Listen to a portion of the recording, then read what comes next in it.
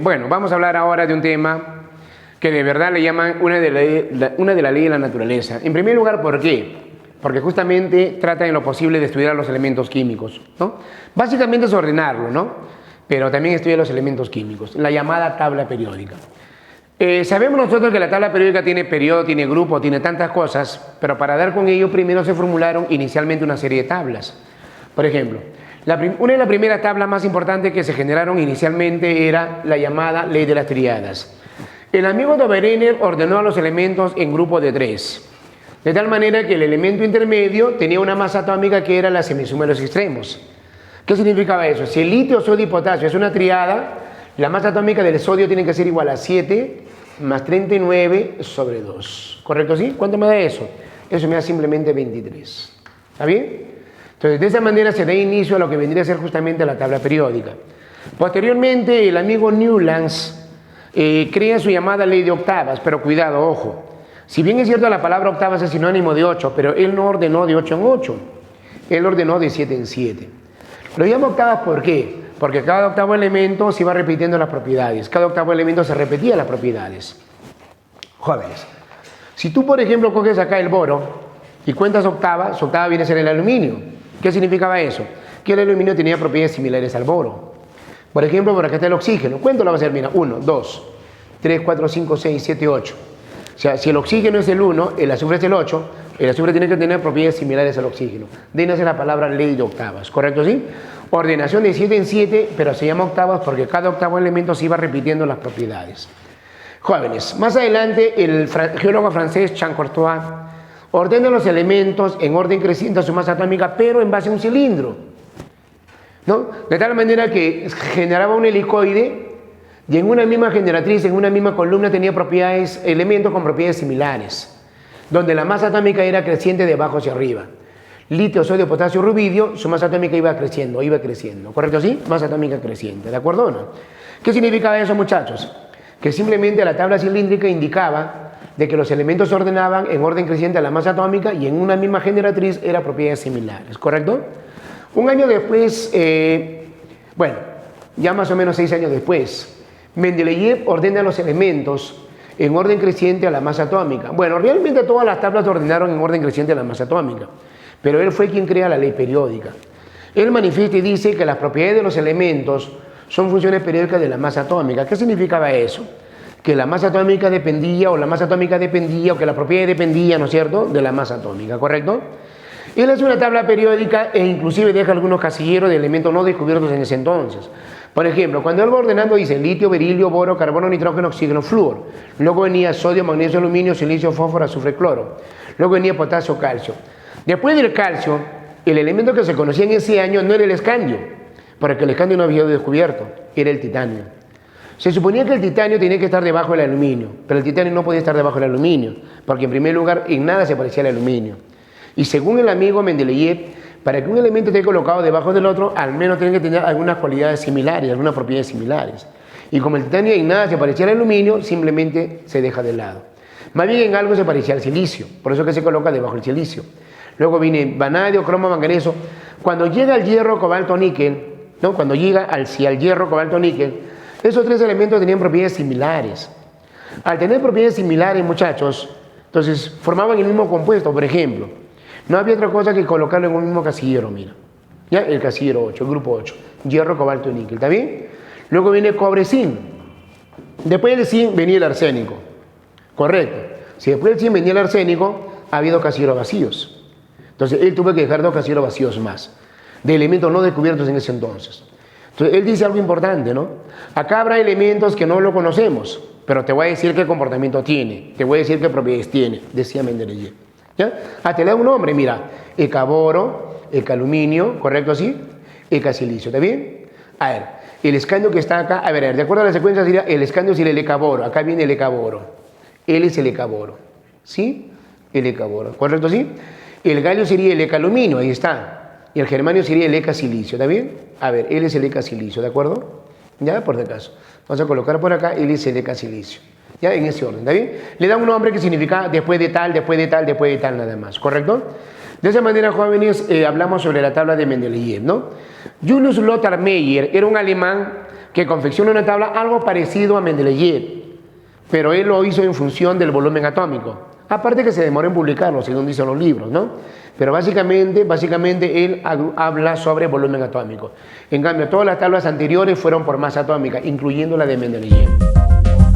La tabla moderna, o actual jóvenes, ya es una tabla que proviene del amigo Mendeleev. Se le llama tabla actual o tabla moderna. Fue propuesta por el amigo Reiber. Fue diseñada por el amigo Werner. O sea, la forma geométrica lo hizo el amigo Werner. Pero la experimentación, la demostración lo hizo el amigo Henry Moseley. La tabla moderna o actual jóvenes ordena los elementos ya no por masa atómica, sino más bien por número atómico. ¿Qué significa eso? Primer elemento es el hidrógeno, Z vale 1. Segundo elemento es el helio, Z vale 2. Tercer elemento es el litio, Z vale 3. Berilio, cuarto elemento, Z vale 4. Luego viene boro, carbono, nitrógeno, oxígeno, flúor, neón. Casino número 10, Z vale 10. Luego viene sodio, magnesio, aluminio, silicio, fósforo, azufre, cloro, argón. Casino número 18, Z vale 18. ¿No? Luego viene potasio, calcio, escandio, titanio, vanadio, cromo, manganeso, hierro, cobalto, níquel, cobre, zinc, calio, germanio, selenio, no, criptón. ¿Correcto así? Lo que quiero que entiendas es que cada valor del casillero se refiere a un valor de Z. Casillero número 12, magnesio, Z vale 12. Casillero número 30, zinc, Z vale 30. Casillero número 43, tecnesio, Z vale 43. O sea, tienes que entender que cada valor del casillero se refiere a un valor de Z. ¿Por qué? Porque se ordenan en función del Z. Ahora, las columnas verticales se llaman grupos, las filas horizontales se llaman periodos. ¿Está bien? La tabla periódica moderna o actual tiene 18 grupos, mira, pero siempre hemos estudiado de otra manera. Los extremos se llama la serie A y lo del medio se llama la serie B, que hasta ahora todavía siguen colocándolo. Ya no debe ser así, porque hoy en día cada columna es un grupo. Por ejemplo, él es el grupo 1, él es el grupo 2, él es el grupo 3, él es el grupo 4, él es el grupo 5. De acá viene el grupo 6, grupo 7, grupo 8, grupo 9, grupo 10. De acá viene el grupo 11, grupo 12, grupo 13, grupo 14, grupo 15, grupo 16, grupo 17 y el grupo 18. ¿Correcto? Sí, de esa manera, mira. ¿Ya? Cada columna viene a ser un grupo, ¿correcto?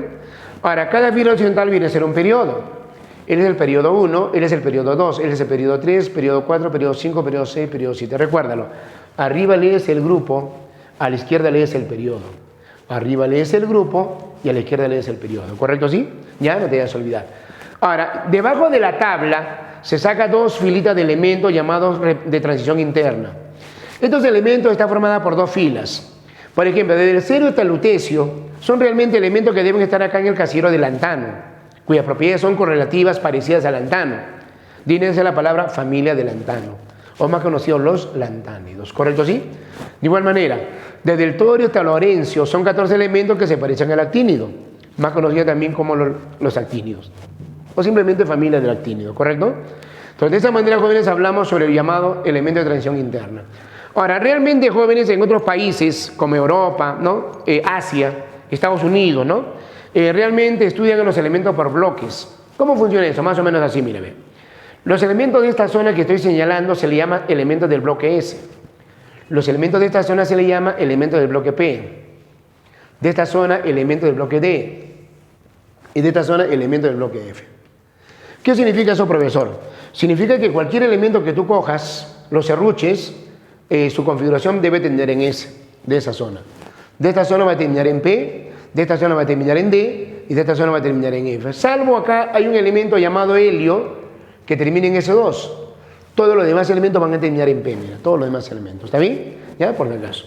Jóvenes, si bien es cierto, eso venía a ser la descripción de la tabla periódica, pero a mí en el examen de admisión me dice, oye, fósforo 15, ¿a qué grupo de periodo pertenece? Cobre 29, ¿a qué grupo de periodo pertenece? Para saber el grupo y el periodo, simplemente hablamos de la ubicación de un elemento. Primero, para ubicar un elemento en la tabla, se tiene que serruchar al Z, configurar al Z. O sea, serrucha al Z, 11, 20, 19, 43, 80, se serrucha al Z. ¿Okay? Una vez serruchado al Z, el periodo te lo da el mayor nivel. El periodo te lo tiene que dar el mayor nivel. Por ejemplo, en el llamado sodio el mayor nivel sería 3, su periodo tiene que ser 3. En el llamado calcio su mayor nivel sería 4, su periodo es 4. En el potasio sería 4, en el fósforo sería 3, en el germanio sería 4, en el yodo sería 5, en el cromo sería 4. Cuidado, no vas a colocar 3, es 4, mira el 4 que es acá. En el tecnesio sería 5, en el cobre sería 4, Y en el mercurio sería 6. Cuidado, el mayor siempre 6. Ya está. De esa manera sería el periodo. Para poder hallar el grupo, dice la regla, se toma la última configuración. Por ejemplo, acá sería el S1. Acá sería el S2. El S1, el P3, el P2, el P5, el D4, el D5, el D9 y el D10. Se toma ello, muchachos. ¿Está bien? Como tú puedes observar, siempre va a terminar en un subnivel, en una letra. La regla dice, si por A o B termina en S, clásicamente, jóvenes, su grupo sería el exponente en A. Y si fuera P, al P súmale 2.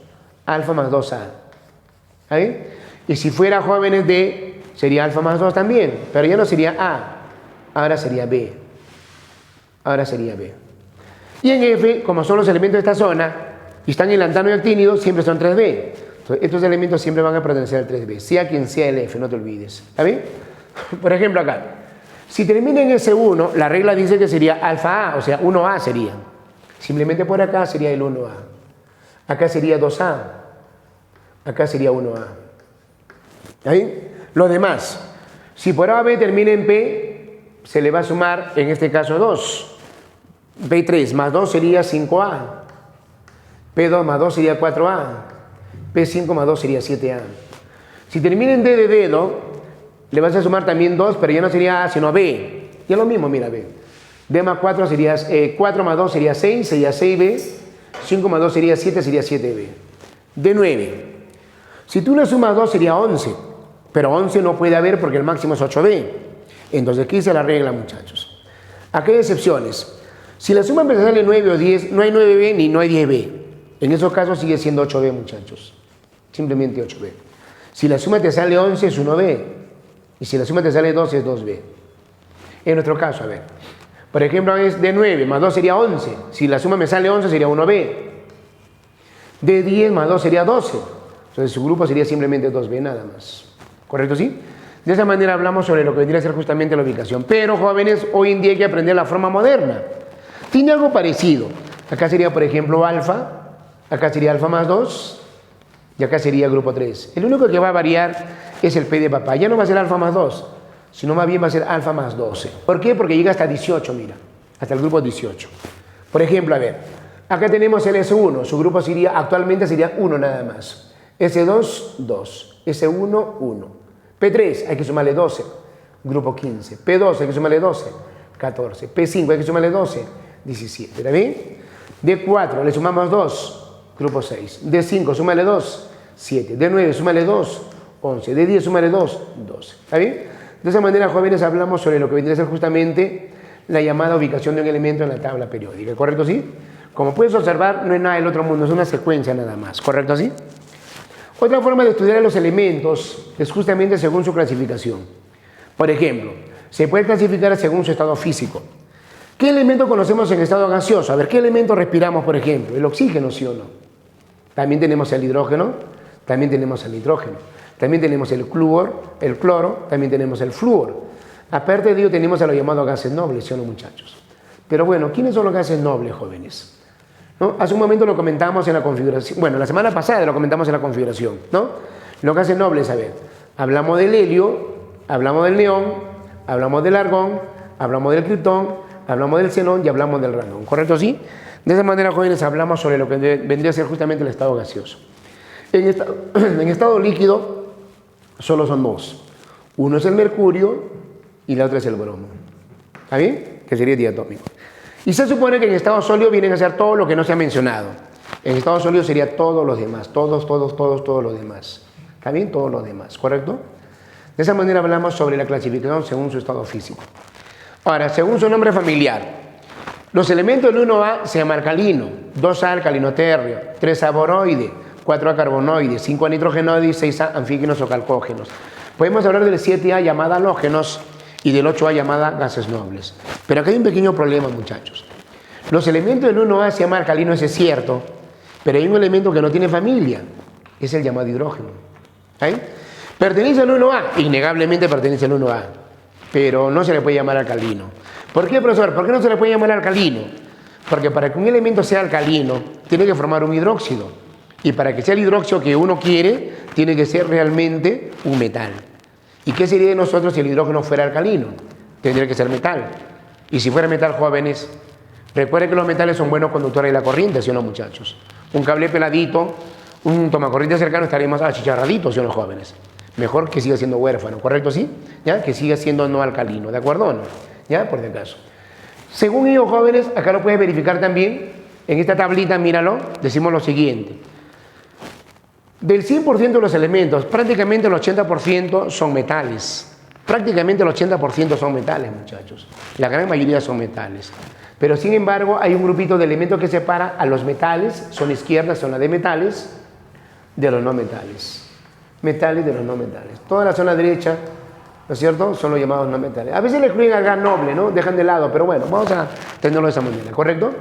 Sino que acá hay 8 elementos que separan a los metales de los no metales, ¿no? Se llaman semimetales por ser semiconductor de la corriente eléctrica. ¿Por qué, profesor? Porque el metal es buen conductor de la corriente, el no metal es mal conductor de la corriente. Oye, el hidrógeno está en la zona de metales, pero sin embargo sabes que el hidrógeno es un no metal, simplemente es no metal. ¿Correcto? ¿Sí? No te vayas a olvidar, ¿está bien? Si comparamos nosotros, por ejemplo, acá el metal con el no metal, en primer lugar el metal es buen conductor de la corriente, el no metal es mal conductor de la corriente. El metal, mira, acá está perdiendo electrón, pierde electrón, y el no metal lo gana, mira, pierde y gana. Al perder un electrón, como todo átomo, forma catión. El metal forma catión y el no metal forma anión. El metal se oxida, al perder el electrón se oxida, y el no metal se reduce. Se cambia de nombre algo que, que vamos a estudiar más adelante en reacciones redox. Los que se oxidan se llaman agentes reductores, y los que se reducen se llaman agentes oxidantes. Entonces, los metales son buenos reductores, los no metales son buenos oxidantes, ¿correcto? Los metales forman láminas, llamado maleabilidad, significa que el metal es maleable. Los metales forman hilos, llamado ductibilidad, significa que los metales son dúctiles, ¿correcto? ¿Sí? En cambio, el no metal ni es maleable ni es dúctil, no te vayas a olvidar. Los metales forman óxidos básicos, el no metal forma óxido ácido, antiguamente llamado anhidrido, ¿correcto? ¿Sí? De esa manera hablamos sobre las llamadas propiedades físicas, ¿correcto? La propiedad periódica, te comentaba, realmente se refiere a las propiedades químicas. Dentro de ella, por ejemplo, el radio atómico. Yo creo que cuando tú escuchas la palabra radio atómico ya te dijo todo. Radio atómico, el radio del átomo, ¿sí o no, muchachos? Pero te comento que no se puede calcular de esa manera. El radio atómico, jóvenes, se calcula con 2 átomos semejantes, ¿ya? Porque con un solo átomo no se puede. Se calcula con 2 átomos semejantes. Es una distancia promedio internuclear. Eso, jóvenes, se llama el radio atómico, ¿no? Matemáticamente hablando decimos, este radio viene a ser la distancia entre 2. Simplemente la distancia entre 2. ¿Correcto? ¿Sí? De esa manera calculamos el radio atómico, ¿ya? El radio iónico, bueno, está referido para iones, al igual que el anterior, solo que él es para iones nada más. Lo anterior era para átomos. Él va a ser para iones, recuérdalo. Ahora, joven, apliquemos la lógica. El X acá, el otro X por acá. Yo creo que cuando hablamos del mismo elemento, cuando más electrones tenga, el átomo tiende a tener más niveles. Más electrones, más niveles, ¿sí o no, muchachos? Y al tener más niveles, se supone que debe tener mayor tamaño, ¿sí o no, jóvenes?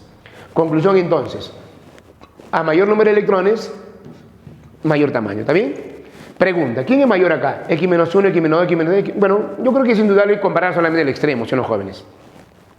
Él ganó 1, él ganó 4.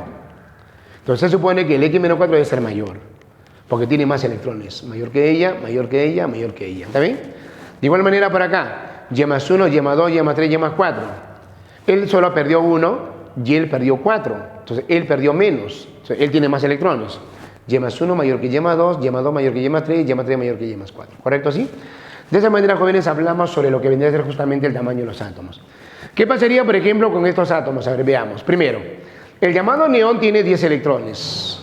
El sodio tiene 11, pero quiero que tenga 10. Si va a tener 10, la carga tiene que ser más 1, ¿sí o no, muchachos? El magnesio quiero que tenga 10, la carga va a ser más 2. El aluminio quiero que tenga 10, la carga va a ser más 3. El silicio quiero que tenga 10, la carga va a ser más 4. ¿Está bien? Entonces la pregunta, ¿quién tiene mayor tamaño? Tú podrías decir, profe, ¿tienen igual electrón? Ah, igual tamaño. No tienen ninguno igual tamaño. Cuando los electrones son iguales, ahora entra a tallar el número atómico, el número de protones. ¿Está bien? Que va a ser lo contrario. A mayor Z, menor tamaño, lo inverso. ¿Está bien? A mayor Z, menor tamaño. Entonces, a menor Z, mayor tamaño. Si comparo los átomos, él tiene menor Z, el neón tiene menor Z, será mayor. Será mayor, será mayor, será mayor. ¿Correcto? ¿Sí? Por lo tanto, jóvenes, neón es el de mayor tamaño, por tener menor Z. Si nos vamos a la tabla periódica, jóvenes, ¿qué podemos decir de la tabla periódica, chicos? ¿Qué podemos expresar de la tabla periódica? Primero, la comparación se hace o por columnas o por filas. Para una misma columna, o sea, grupos, el átomo va creciendo de tamaño de arriba hacia abajo. Para una misma fila o periodo, el átomo va creciendo de derecha a izquierda. Más abajo más grande, más a la izquierda más grande. ¿Correcto? ¿Sí? Por ejemplo, acá se ubica el litio y acá se ubica el flúor. ¿Quién es más grande? Se supone que el litio, ¿sí o no, muchachos? Acá se ubica el berilio y acá se ubica el radio. ¿Quién es más grande? Se supone que el radio, ¿sí o no, muchachos? ¿Ya? De esa manera se compara justamente el tamaño de los átomos y de los iones. ¿Está bien? Tercera propiedad. La tercera propiedad se llama electronegatividad. Te comento algo. La electronegatividad es una fuerza nada más que tiene un átomo para atraer al electrón. Por ejemplo, cuando el hidrógeno se junta con el cloro, ¿qué es lo que va a ocurrir ahí? Chicos, cloro tiene 7, hidrógeno tiene solamente 1. Si los dos se juntan, el par de electrones ahora va a estar ahí denotado que lo juntan los dos. Pero experimentalmente se sabe que la electronegatividad, jóvenes, del hidrógeno vale 2,1 y del cloro vale 3,0, según la tabla periódica. Como tú puedes observar, el cloro es mayor que el hidrógeno. Si el cloro es mayor que el hidrógeno es más fuerte que el hidrógeno. Eso significa que va a jalar el electrón. Por eso que está más cerca del cloro que del hidrógeno. ¿Por qué? Por su electronegatividad. Eso se llama electronegatividad. Fuerza que tiene un átomo para atraer, para acercarlo más al electrón. ¿Correcto? Energía de ionización. La energía de ionización es la energía que tú le das a un átomo para arrancarle un electrón. ¿No? Por ejemplo, tú le dices, átomo, dame un electrón. El átomo dice, no. Ya, átomo, dame un... No, te dice. Si no me das igual, yo te doy energía y lo vas a sacar rápidamente. Entonces, esa energía que tú le das se llama justamente energía de ionización. Es la energía que le das a un átomo para arrancarle un electrón. Eso, jóvenes, se llama energía de ionización. ¿Está bien? Afinidad electrónica. Es cuando un átomo acepta un electrón.